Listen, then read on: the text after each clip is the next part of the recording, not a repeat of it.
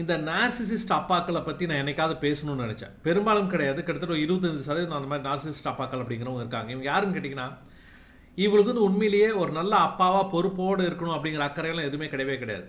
ஆனால் அப்பா அப்படிங்கிற இமேஜை மட்டும் வெளியில் வந்து எல்லாரும் கைத்தட்டுற மாதிரி பெருமைப்படுற மாதிரி காட்டிக்கணும் அப்படிங்கிறது ஆர்வமாக இருப்பாங்க.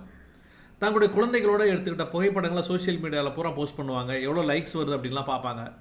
வீட்டுக்கு வரவங்க கூட தன் குழந்தைய பற்றி தான் தான் ஏதோ பெஸ்ட் அப்பா மாதிரியும் தான் குழந்தைகளை எல்லாம் பண்ணுற மாதிரியும் வந்து காட்டிக்குவாங்க. ஆனால் வீட்டுக்குள்ளார பார்த்தீங்க அப்படின்னா அவங்களுடைய மனைவிக்கு பெரும்பாலும் இவங்க எந்த உதவியும் செய்ய மாட்டாங்க. குழந்தை வளர்ப்பில் அந்த குழந்தையை குளிக்க வைக்கிறது, தூங்க வைக்கிறது, சாப்பாடு ஊட்டுறதுன்னு அத்தனையுமே அந்த பெண்கள் தான் பண்ணுவாங்க.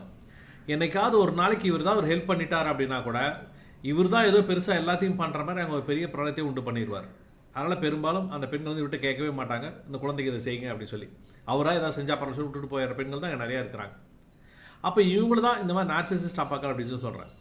அப்போ உண்மையிலேயே ஒரு அப்பாவுடைய ரோல் என்ன, கடமை என்ன, நம்ம என்ன செய்யணும் அப்படிங்கிறத புரிஞ்சிக்காம இந்த மாதிரி பெருமைக்காக மட்டுமே செஞ்சுட்டு இருக்கீங்க அப்படின்னா உங்களுடைய குழந்தைகள் அதை பார்த்து வளர்ந்துட்டு இருக்கிறாங்கன்றதை மறந்துடாதீங்க. அந்த குழந்தைகளுக்கு நல்லாவே தெரியுது யார் நம்மளுக்கு என்னென்ன விஷயங்கள்லாம் பண்ணிட்டு இருக்கிறாங்கன்னு.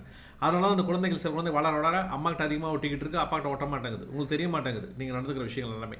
ஆனால் தயவு செஞ்சு அந்த மாதிரி இல்லாமல் ஒரு நல்ல அப்பாவாக நல்ல ரோல் மாடலாக இருங்க. வாழ்த்துக்கள். உங்களுக்கு மீண்டும் வார்த்தைகள் சந்திக்கிறேன்.